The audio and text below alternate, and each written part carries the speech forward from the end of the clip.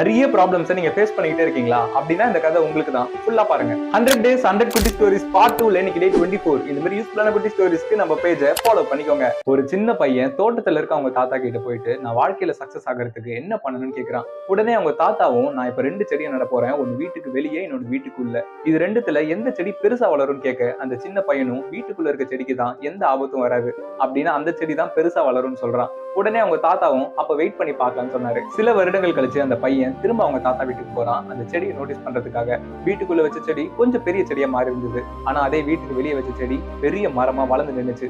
அந்த சின்ன பையனுக்கு எதுவும் புரியல. எப்படி இது சாத்தியம்னு அவங்க தாத்தா கிட்ட போய் கேட்கிறான். அப்ப அவர் சொன்னது என்ன தெரியுமா? நீ சொன்ன மாதிரிதான் வீட்டுக்கு வெளியே வச்ச செடி நிறைய ஆபத்தை சந்திச்சது. மழை, புயல், கடினமான வெயில் நிறைய ப்ராப்ளம்ஸை ஃபேஸ் பண்ணதுனால மட்டும்தான் இன்னைக்கு அது இவ்வளவு பெரிய மரமா வளர்ந்து நிக்குது. அதே வீட்டுக்குள்ள வச்ச செடி ஒரு கம்ஃபர்ட் ஜோன்ல எந்த ப்ராப்ளமையும் பார்க்காதனால அதால பெருசா வளர முடியல. இதே மாதிரிதான் உன்னோட வாழ்க்கையிலையும்